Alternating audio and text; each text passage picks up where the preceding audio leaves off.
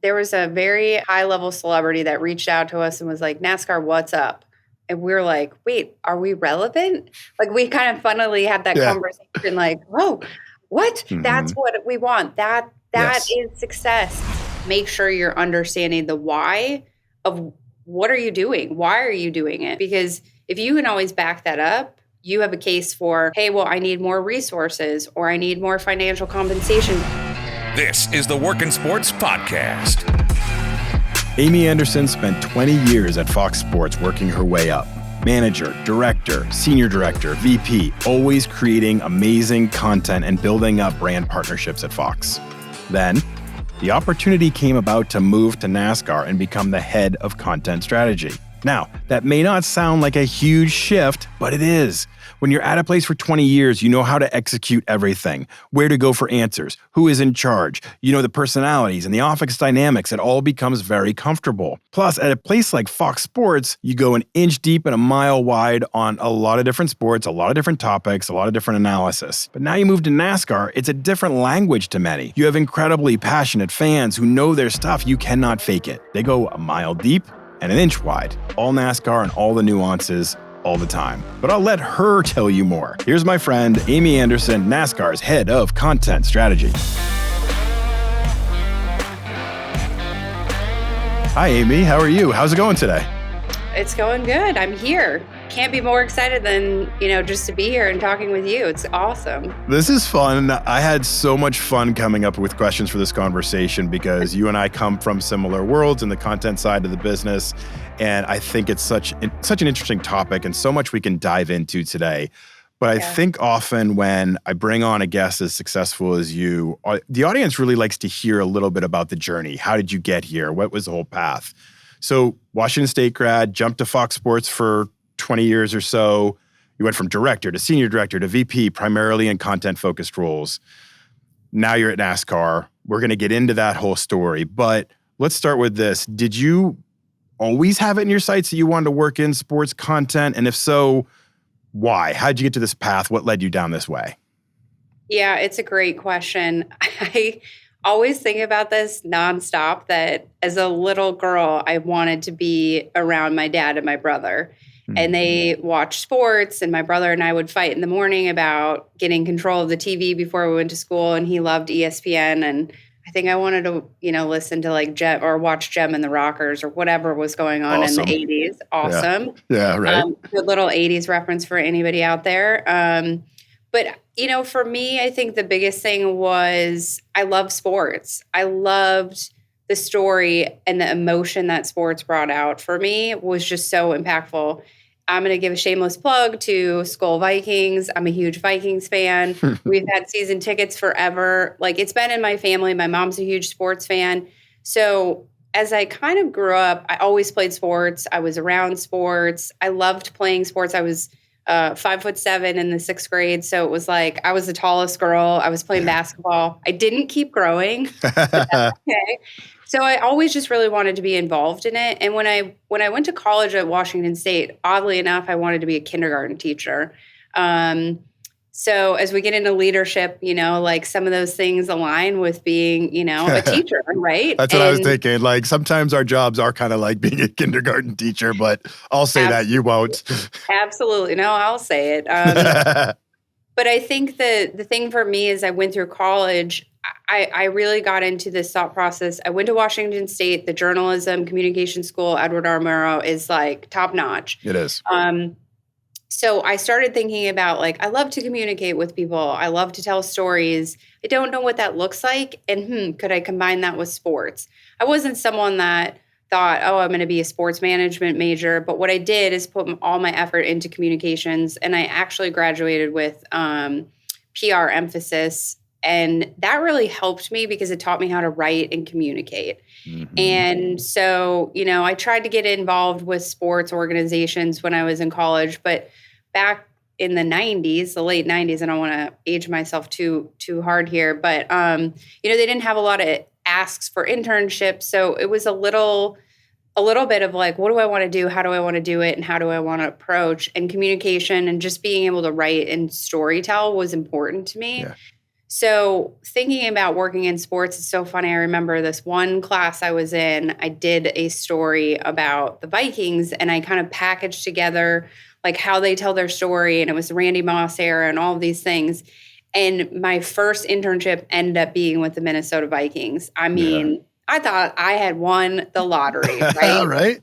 And that was through persistence of, I went home the summer before my senior year. I interviewed for an internship at the Vikings. I didn't get it. Bummed out. Thought I had a great interview. Had a connection, so I got that interview. Went into my senior year, and I really had no idea what I wanted to do. I was either going to move to Seattle or move home.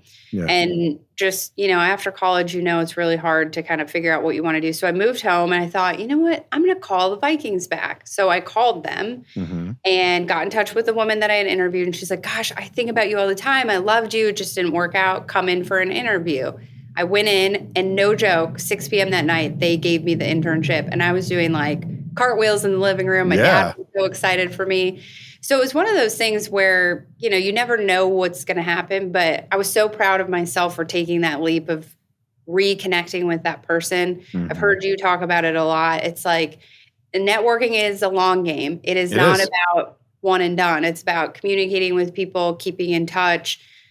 And sometimes these things just sort of work themselves out. So I was really lucky when I got into that role. And then I was lucky with the people that I worked with. That foundation of that team is and will always be the crux of why I'm successful.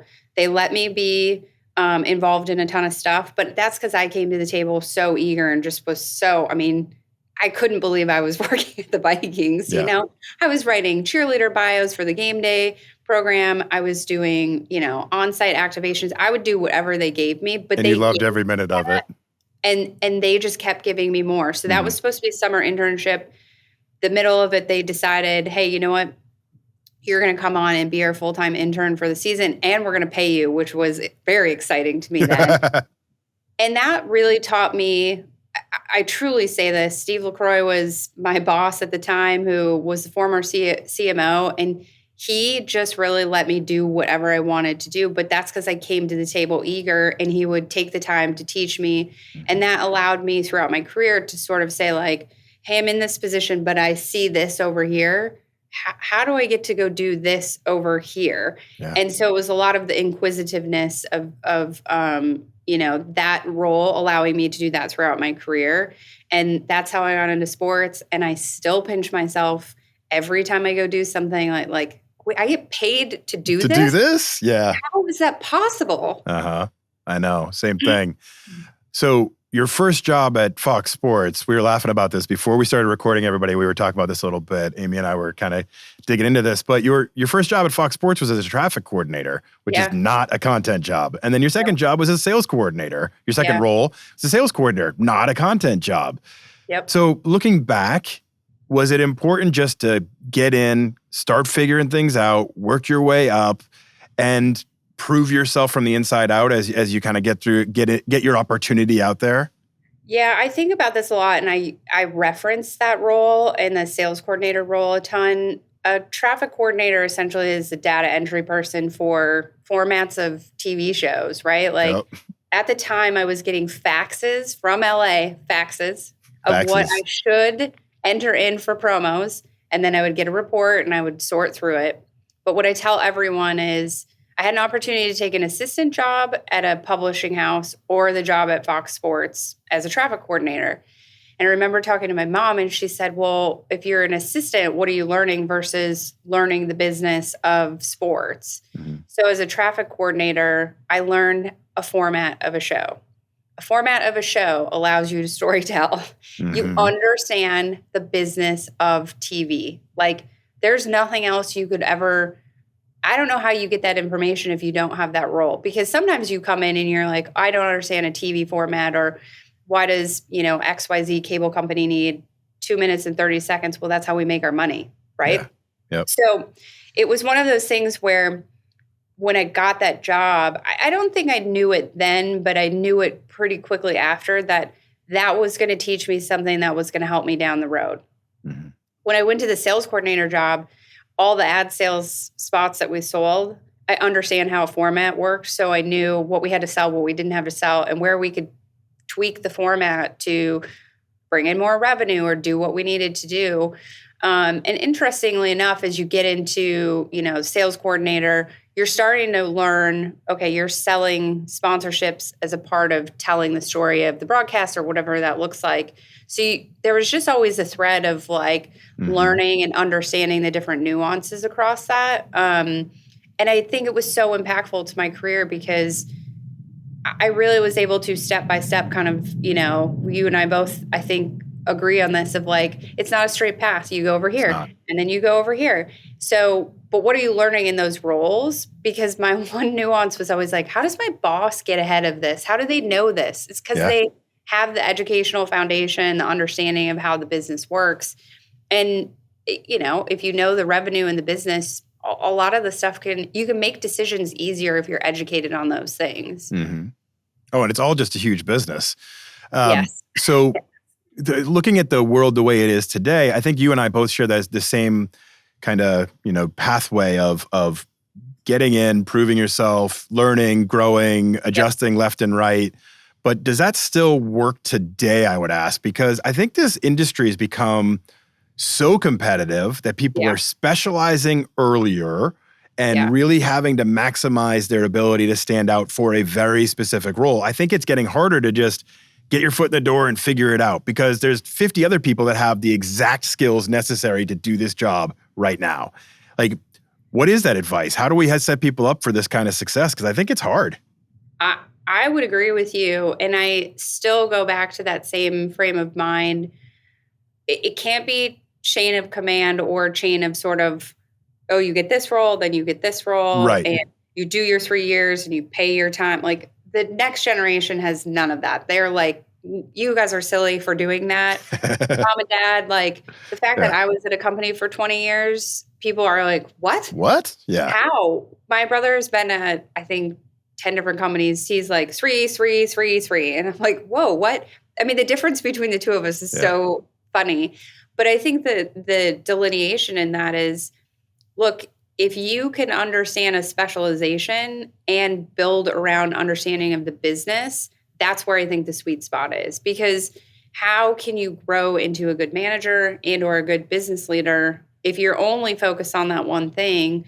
You're going to have to know other things. And the advice I would give to folks is make sure you're understanding the why of what are you doing? Why are you doing it? How does that help the business? How does it help the objectives? Because if you can always back that up, you have a case for, hey, well, I need more resources or I need more financial compensation because this is bringing in X amount of business, or it's building a partnership with one of the leagues or the teams that we have. Like, what is the why behind what you're doing? Also, it's one thing I see is there's some isolation and like, well, I want to do this, but does that necessarily make sense for the business? And I think, if you combine those two things, your passion and what makes sense from a business standpoint, man, you can go far because most bosses don't see that sort of delineation of I'm coming to you, solving your problem, not just doing what I want to do and being focused and specialized in that. I think that is absolutely amazing advice, and everybody listening should rewind and listen to it again because I think you're so spot on, and I think that is the challenge that young people are facing today, and that's the way to attack it. So rewind, listen again, and then start up again. Okay, so after many years at Fox, let's get into this creative side a little bit. After many years at Fox, a little over a year ago, you come to NASCAR as the head of content strategy. Mm-hmm. Congratulations, huge role. That's awesome. What are those big challenges that you face with NASCAR, and how is that different from the creative challenges you faced at Fox Sports? How different has it been for you? It's been really different. It's been one of the biggest challenges of my career. The first one was when I moved to LA because this hometown homer left Minnesota to go to LA and didn't really know what I was walking into. Mm-hmm. This one feels really similar in I was so uncomfortable, like unbelievably uncomfortable. And it's from the level of when you work at a network, you're the media company, you have rights, you don't have rights, and then you go forth and you tell stories. And it's really, in my standpoint, it was hey, we have to serve the advertisers, we have to bring in revenue, we have to storytell. There were sort of the delineation of the things you have to do. When you're on the league side, there's not 1, 2 things. It's 10. You know, it's a lot of things that we're trying to accomplish. Like thinking about the Clash at the Coliseum or the Chicago Street Race course that's coming up, which will be really, really cool. First time we've ever raced on streets. I mean, those are 2 things in a 36-week schedule that have to be prioritized. And you're thinking about engaging the audience, finding new fans, taking care of the core fans, selling tickets, showcasing the event experience. There's a lot there. And so I've said this to a couple of people. I am so honored that I get to do that I get to have a say in how we do that, as opposed to in my old role, I was a representation of what that was. So the change for me has been, now I'm the sort of owner of that, and the way that I help shape that will be how the networks will help us support what we're trying to do, the teams, the drivers, anyone that wants to interact with NASCAR. So the difference has really been, you're serving multiple masters, and you have control, and you have to trust and be confident in what that is. And that can be challenging because imposter syndrome, hello. Yeah, right. I mean, I think that's so real. I had a conversation with somebody yesterday on imposter syndrome, and I think it's such an interesting thing that we probably need to talk about more. But let's go down this path that you started a little bit first. Balancing priorities throughout the organization. You kind of referenced it. Sales has needs. They want to promote ticket deals and what's going on there. The executive team has a point of view. You're going to have them having their thoughts and processes. Drivers want their brand attention. They want to be the focus. What becomes your North Star for prioritizing? How do you really establish, here's how we're going to make our decisions and push forward? Because that ain't easy. No, it's not. Nope. No, it's not. No, we put all the fun stuff on TikTok, and then Twitter becomes where the executives go. I say that all the time. I'm half kidding. I'm thinking we have the same exact philosophy, because I'm like, you guys go have fun over on TikTok, and then let's put this stuff where I know people are going to see it. Yeah. Yes. We're in agreement there. The North Star for me is setting the team up with an understanding of what success looks like as a company, and then what success looks like for us. They're 2 different things. They're aligned, but they're 2 different things, right? You're going to have high level expectations of, hey, we want to sell a documentary. Hey, we want, to diversify our talent. Okay, those are high level things that we can accomplish. Yeah. But as a team, what do we want to stand for? What do we want to do? And narrowing those down, and then really giving the team boundaries. We've been working on this tremendous amount. Like, my team works so hard, and they have so much on their plate, and they're amazing content creators and storytellers and leaders within the company. But it can be hard because then everyone goes, well, content, we can just put it on social. It's like I said, it's on display all the time. So they're getting negative feedback on social. Maybe someone didn't like it internally, or a partner didn't like it. Yeah. So how do we look at what does success look like for us? And then how do we also take time to review what's going on, right? Like making sure that we're not saying, okay, January, 12th, this is what we need to do. And then we revisit it in December 1st when the season's over. That's not going to do anybody any good. Right. And it also doesn't empower my team to say, hey, I know what Amy wants to do. I know what Tim Clark, my boss, wants us to do. I know what Steve Phelps wants us to do. Are we meeting this? Should we adjust? Do we want to repitch something?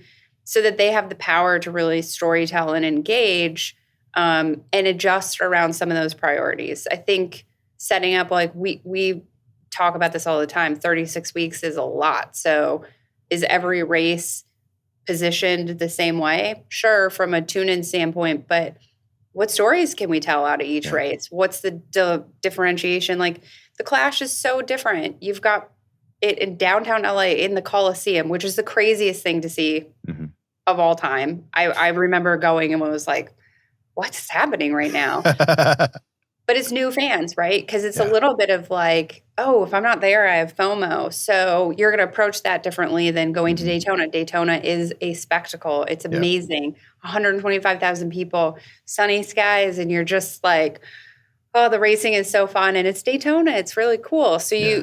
you also have to give your team flexibility to be really fluid in the process of creativity. And I mean, boundaries is just really important to me from a North Star. Like, you can't let your team get beat up by all the things that have to happen. Build the boundaries so that they can be proactive. And then people start to kind of shy back because they're seeing that it's getting handled and taken care of. But without that, team feels a little bit disjointed because they have a lot of masters that we're trying to, appease and keep happy.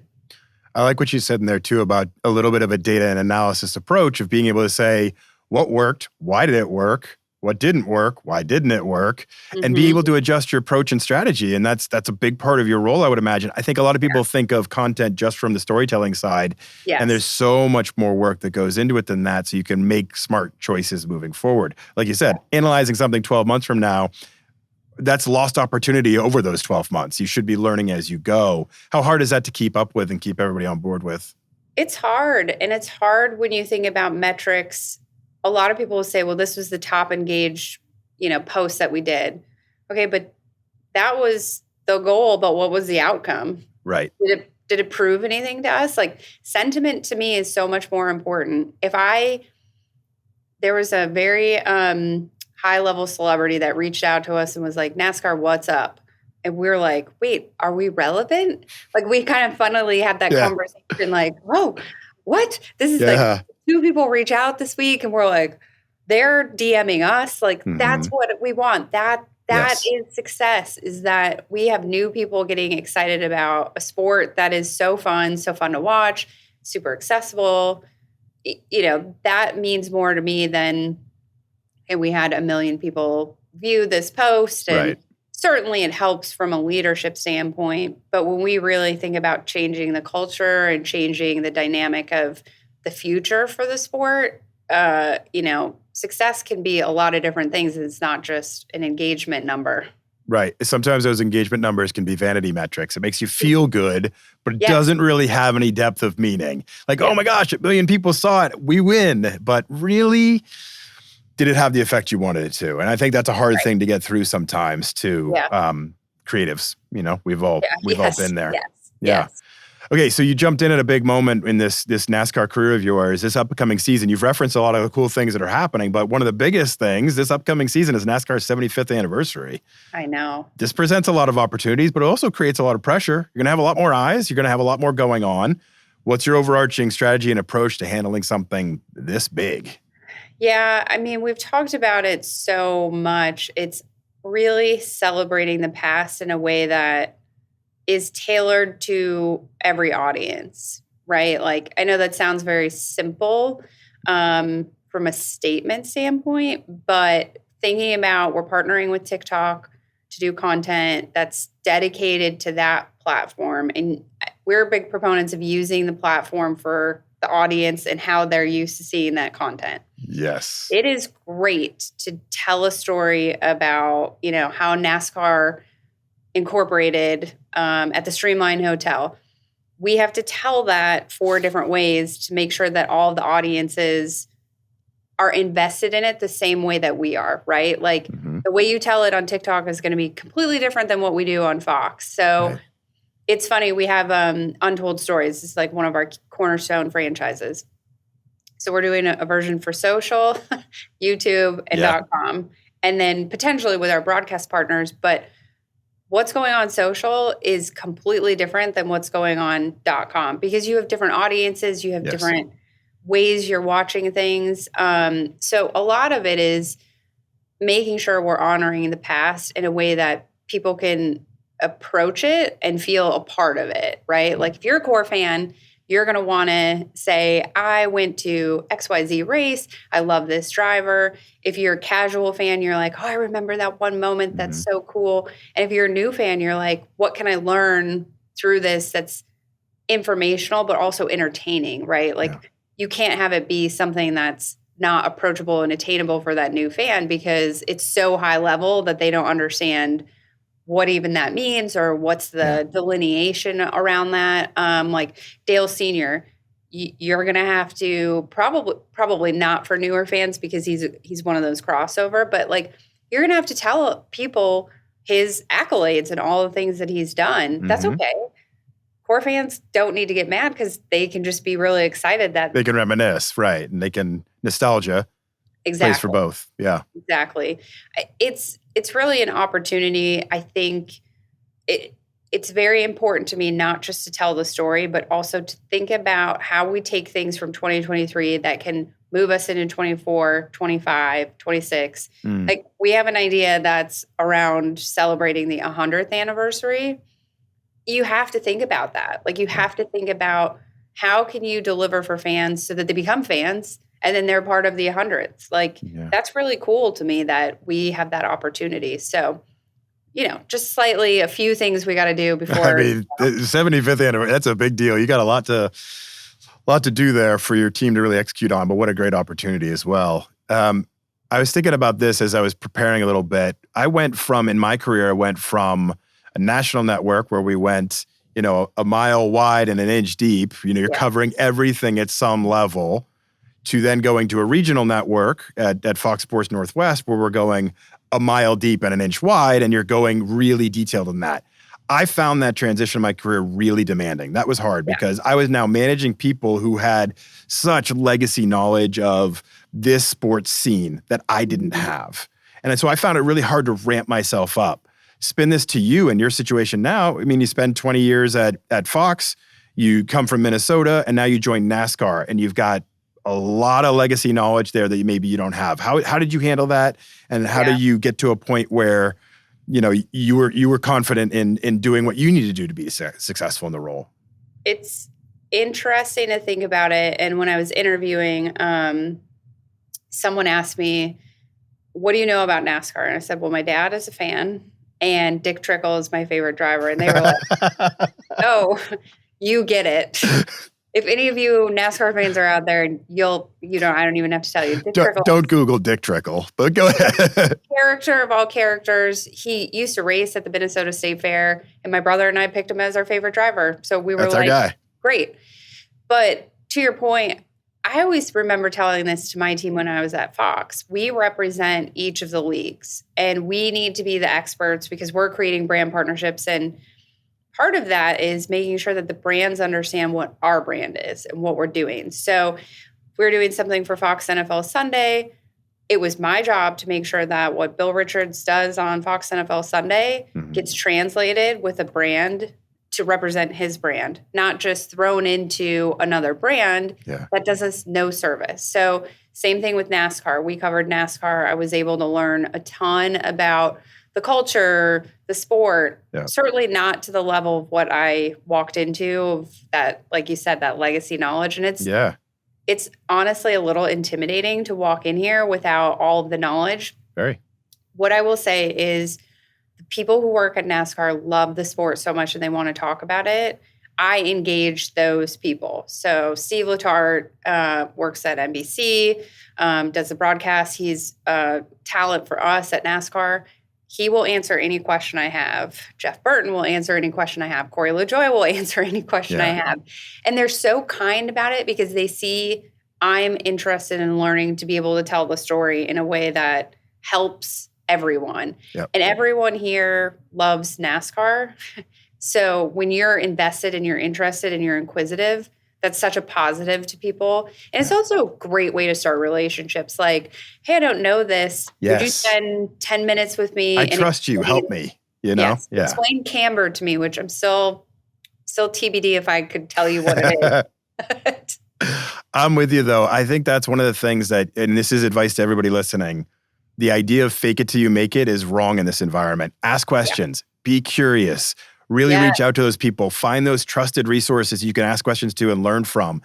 95% of the people out there, if you want to work in the NFL and you start out in the NHL, 95% of the people you work with want to help you. They want to help you grow. They want to help you improve. There will be 5% that will judge you. Forget about them. Move on. And this is where we get into that imposter syndrome conversation so much too, is that we tell ourselves these narratives in our heads. We tell ourselves, everybody's looking at me and knows that I don't know this stuff.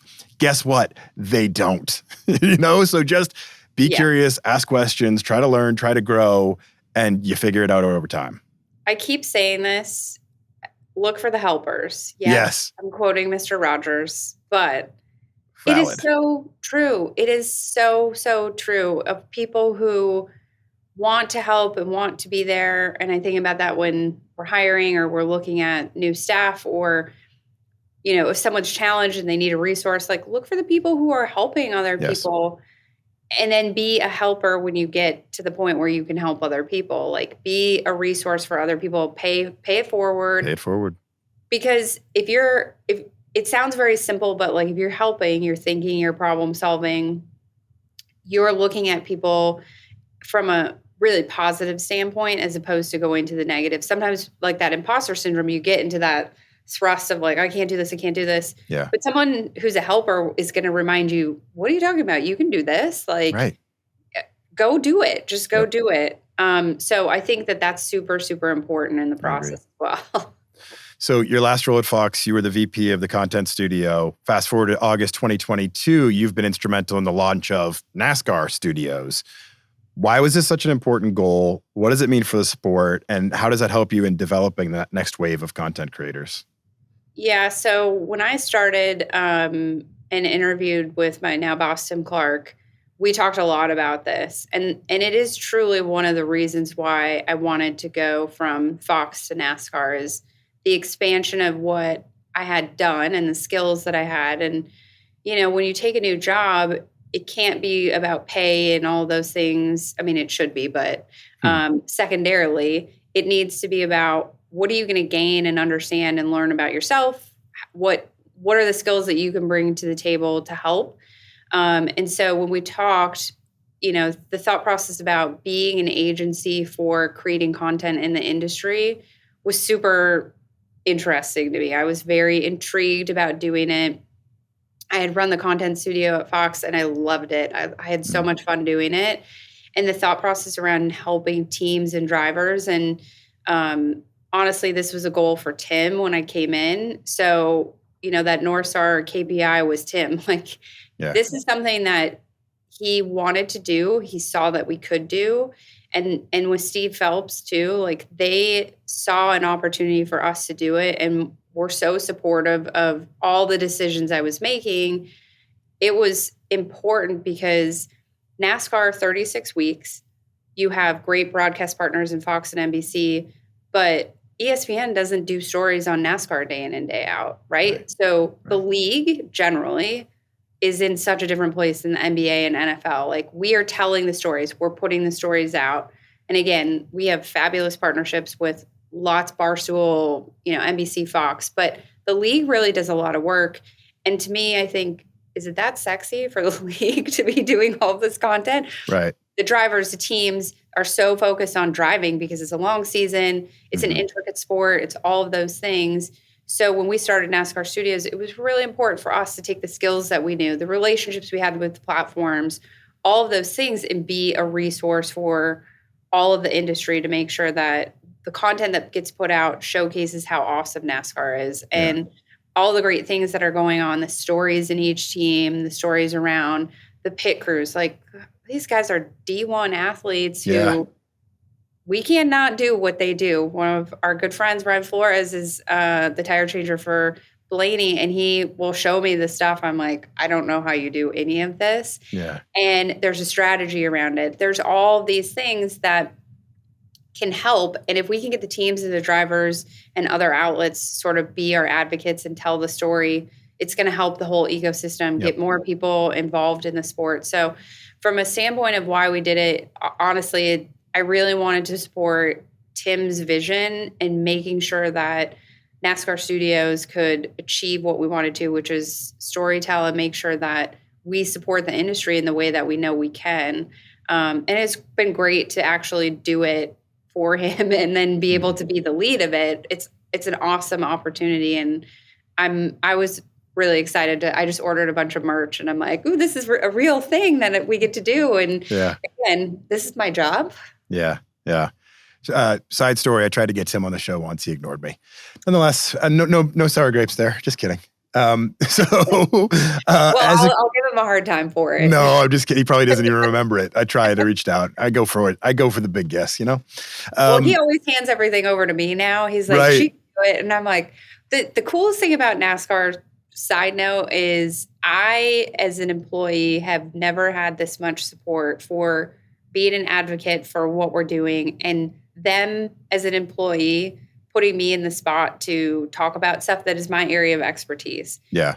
I love this so much about this company that it's not just Tim or Steve talking about my business. Like, it gives me accountability. It makes me feel really good.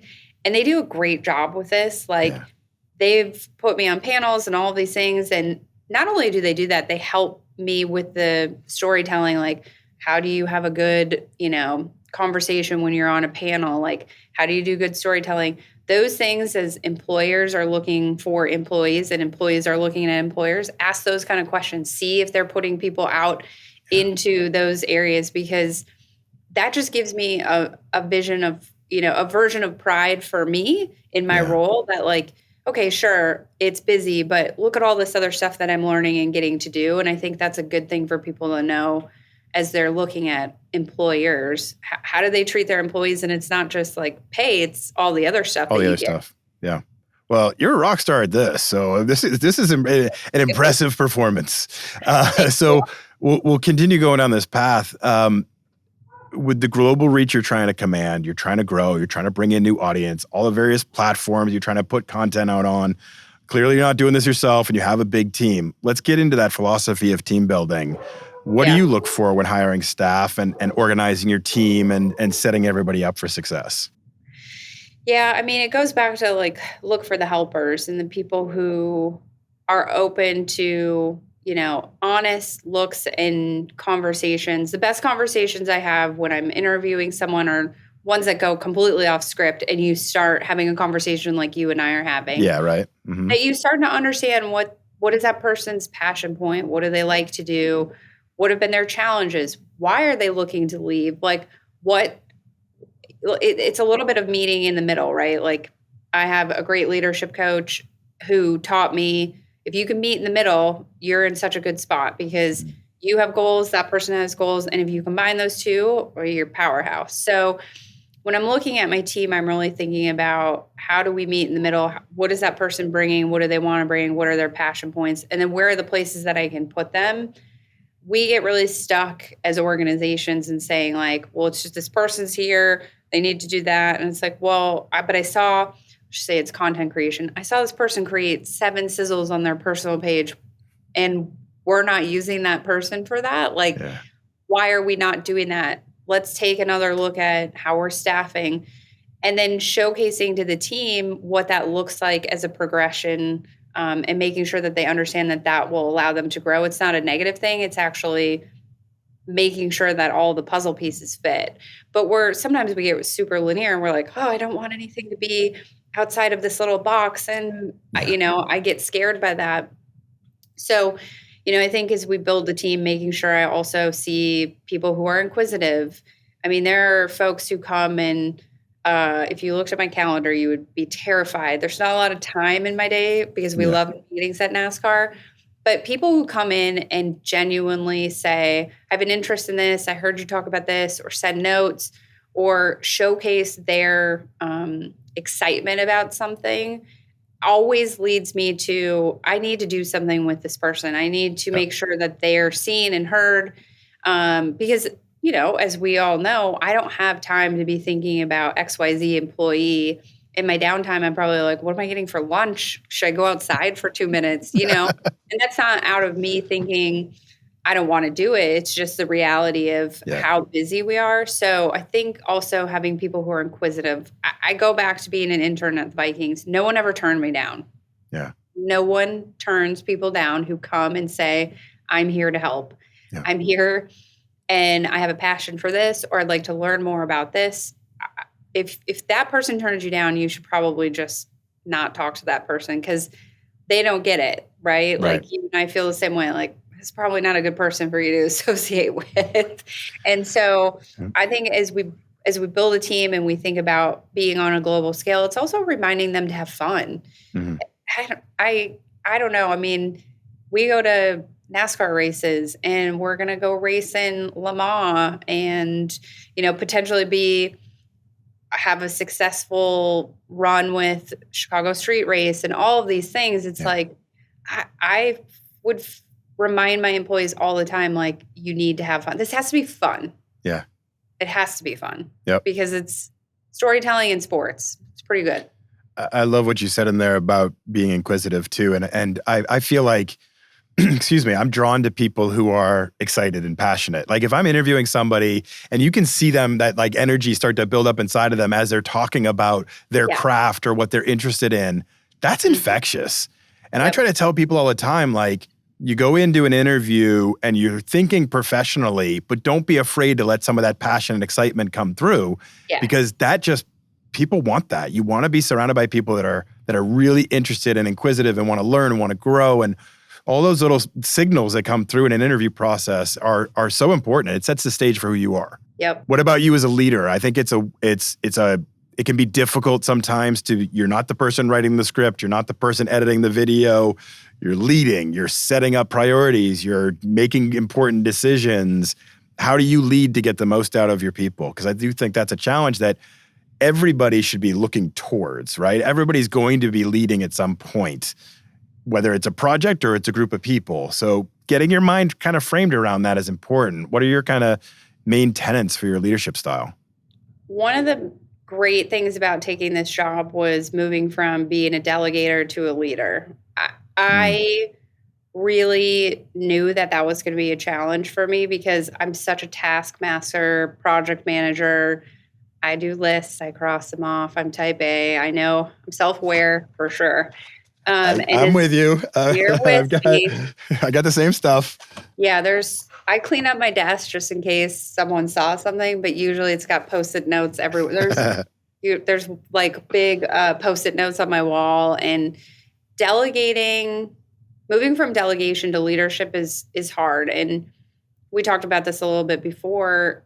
I stumbled as I got into this new role. And I say that because I think people think as you grow, you should just know how to be a leader. And I was very pleased that NASCAR gave me a leadership coach and supported me in understanding and educating me about leadership. I told you, Brian, like listening to your podcast, and I listened to Adam Grant. Like I found some really good resources for me that work for me on how I can approach leadership. And what I have to remember is we are humans and there is a job to do, and being mature and thoughtful about leadership is where I need to be. And meeting people in the middle and understanding not everybody's going to be the same way. Not everyone's going to execute things the way I do it, and being comfortable with giving people space, giving them confidence, and allowing them to be honest and open about challenges. You know, I've learned all of those things in the last year. I think as a leader, I have always been this way, is like, we want a good culture. We want people to come into work. And I'm a fun person. I love to giggle and like goof around, and I'm probably half the problem sometimes. But again, as a leader, how can I then be a resource too? I mean, I think sometimes in my previous life, it's kind of like that conversation like, ooh, sorry, Mom, I was such a jerk when I was a kid, because now I have the insight to know what it's like to be an adult, and you know what you did wrong. Looking back, some of the things that would frustrate me about leaders, you have to remember what leaders have on their plate, right? So when I come in every day, I think about, what does Tim need to do? What does Steve have to accomplish? How can I help get that done? And then how do I share that with the team in a meaningful way? Again, to prioritize, build boundaries, do all those things. But I think having the positive attitude of, this is what we're going to do, it should be fun, building in opportunities for people to grow and learn and kind of take on the same education that I got this year is so important as a leader. And being honest and being self-aware and being okay to say, I do not know everything. I made a mistake. Like I've said that probably 10 times in the last year. I made a big mistake doing X. Here's how I want to make up for it. Here's how I want to support you. Here's all of those things. That's leadership too. Yep. Calling yourself and holding yourself accountable is leadership. But it's hard when a lot of us grow through and you're like, okay, I have this role, I'm specializing, I'm doing this. But what about those other skills? And I would encourage everyone to kind of think about, what's your brand? What's your leadership style? What do you like? What do you not like? All those things will help you as you go down the road, and have conversations with people, not just about roles, but about leadership and what that means. Yeah, it's a constant struggle, I think. I look back to your point earlier. I look back at some of the decisions I made as a leader when I was 28 years old, and I'm like, oh my gosh, I can't believe I said that or did that or asked this person to do this thing. And I'm like, oh my gosh, all above board, of course, but just like bad decisions, like poor leadership or poor ways of treating people or whatever. And it's, you learn. It's not a straight line on leadership, especially, and you become more comfortable being transparent and saying, hey, I messed this up, guys. We got to fix this or whatever. Yeah. Ownership of that builds strength within other people and builds trust and belief. And it's hard to even get to that point where you can admit it to yourself that you've done things wrong. I mean, it's an ongoing challenge, but it's so important. And if you want to raise your ceiling in any industry, leadership skills are important. They really are. Yep. And we've all been in good and bad situations. So think about the ones that are good and focus on that. Yeah. And then on the bad stuff, go, that didn't work for me. Why? Like, ask yourself why, instead of pointing like, oh, this person wasn't a good leader. It's like, well, why didn't it work for me? And what would I do differently? Right. Kind of that introspective piece is really important, and it is hard. I've been through it. Yeah, same. I love this point of view. I want to be super respectful of your time, so we'll finish up with this. Clearly, you're a forward-thinking creative, and I ask this of a lot of people, and I think it's hard sometimes, but I'm going to throw it at you anyway. The content world is always changing rapidly. 10 years ago, we weren't doing these quick hitter Twitter videos, obviously. Like there's always some new way of gathering audience, attracting different fan groups, et cetera. What are you excited about into the future, and what would you like to see happen on the creative and content side that you think is a positive direction for our industry? Yeah, it's such a hard question. I've been thinking about it so much. Is like AI, right? Yeah. What's going to happen to content creators because you have AI spitting out stories and doing all of these things? And the thing that I would like to see is the combination of the excellent technology of AI and content creators who can manage what that looks like. Mm-hmm. Because the human element cannot be removed. I don't care what anyone says. Thank you. I don't care. Yeah. If you don't listen to SmartList, I was listening to SmartList and they were talking. I listen to SmartList. I love SmartList. Oh God, it's so good. And it makes me laugh so hard. Yes. It's one of the few podcasts out there I listen to that literally makes me laugh. I have two, Conan and SmartList, and I listen to them on planes and I'm always giggling and people are like, what's wrong with this lady? But thinking through, they were talking about storytelling, and I think it's so true. It's like, I think it was someone talking about Wrexham Football Club and how if you don't know much about soccer, it doesn't matter if you tell the story in the right way and you make that human connection. That's why you're going to be involved. You might not know about soccer, but if you know the story, you are going to root for them. The human portion of storytelling is the thing that I think will continue to grow. And I hope that the sweet spot for AI and storytelling in general is that human connection and making sure that, we don't lose touch of that, because that's the important part. Like you can't, no one can tell me how I felt when, Stephon Diggs catch that ball in the Minnesota Miracle. Like that is just something that and then DeMar, right? What happened with DeMar is a perfect example of people come together because of human emotion and the things that happen in the story. Then the Bills go out and play, and it's, they run back for a touchdown and it's 3, crazy. And you're like, wait, what is happening? Yeah. You can't supplement that with AI. So I think that is something I think about. And then I'm fascinated by media rights. I just have always been. I've read a lot of books on it.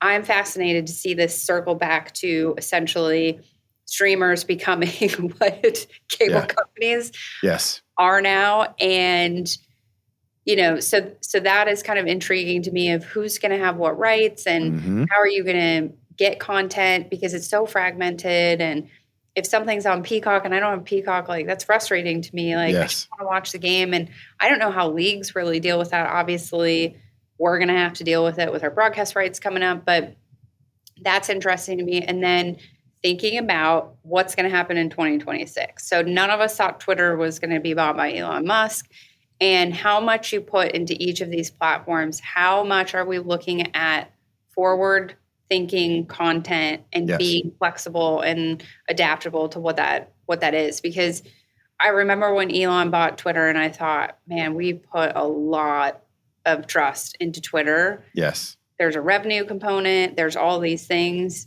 Do we have an answer for what that looks like? If that goes away, what is that? How does that impact us? And yeah. And how do we storytell and how do we reach our audience? It's not it didn't stress me out to the point of like, I couldn't sleep. Thought provoking. It's that thought like, oh man, do we really have a plan for the future?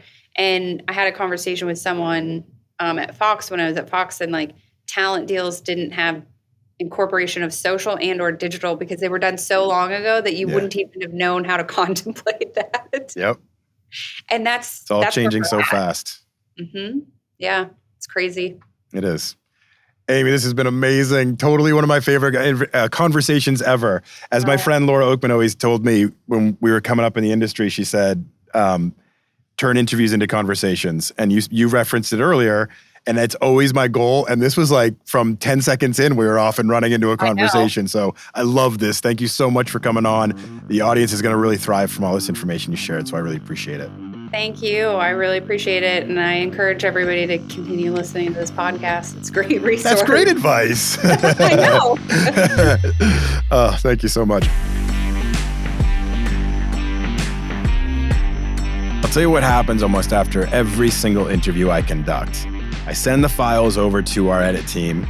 Kevin Zwicker is an amazing producer of our content.